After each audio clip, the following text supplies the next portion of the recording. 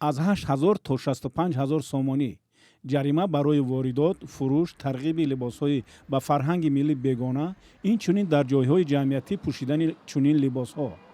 این را ماده 18 طرح نوی قانون درباره تنظیم جشن و مراسم در جمهوری تاجیکستان پیش بینی می‌کند. طرح را 8 می وکیلان مجلس نمایندگان پذیرفتند.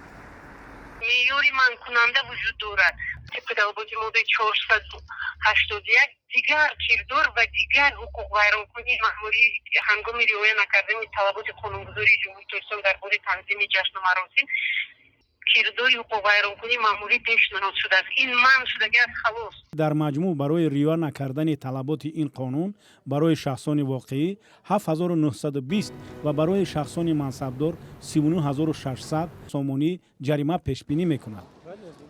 در یک ویدیویی که روزهای اخیر در شبکه‌های اجتماعی دست به دست می‌شود که ظاهراً در درآمدگاه یکی از بیمارخانه‌ها است، مسئولان به زن‌های سطر و حجاب پوش می‌گویند که با این لباس 3500 سومانی جریمه می‌شوند.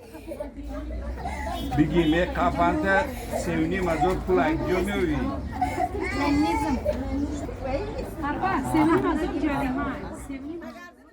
هرچند طرح نوی تغییر الوه‌ها بعد تایید اعضای مجلس ملی و امضای آن از سوی رئیس جمهور اعتبار حقوقی پیدا می‌کند، ولی از حال شهروندان را برای اجرای آن مجبور می‌کند.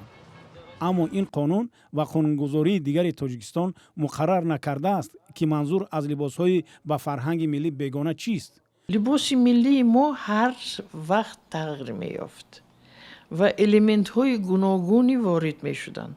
در زمان شوروی مثلا الیمنت‌های روسی. حاضر من یوروپا روم مثلا یک روز ملی می‌پوشم، روز دیگر اروپایی. انا چیز یعنی آزادی در لباس پوشی نیز بسیار مهم. لیکن این معنی ندارد که همین قاعده باشد، یعنی که قانون باشد که من از همین لباس بیرون نبرم. خنده آور.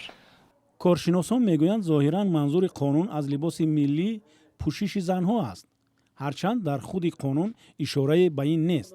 از سوی دیگر در تاجیکستان اندیشه یکسان در مورد لباس ملی وجود ندارد. اصلا لباس ملی از لباس اروپایی فرقیتش در آن است که در لباس ملی نقش و نگار تاجیکی داخل کرده شده است و به همین خاطر فرقیت اروپایی از لباس ملی در همین نقش و نگار میباشد. از اروپایی فرقیتش در همین است که باید لباس ملی نه کوتاه باشد و نه بی آستین و بی وی باشد. برخی ساکنان میگویند برایشان پوشیدن لباس موافق ذوقشان راحت‌تر است. ما بسیارتر میخوام که حاضر به منیتر پیشن. های حجاب سطح برای زن تاجیک هم خیلی است که برای پیشی باش هم محکم کردن یا خیلیش سطح میبندن ای حد بیش بیکورای بده و خیلی سطح زن تاجیک در زیبنده نیست. چه خیلی که در دل من مخفی هم چیزا میپوشم.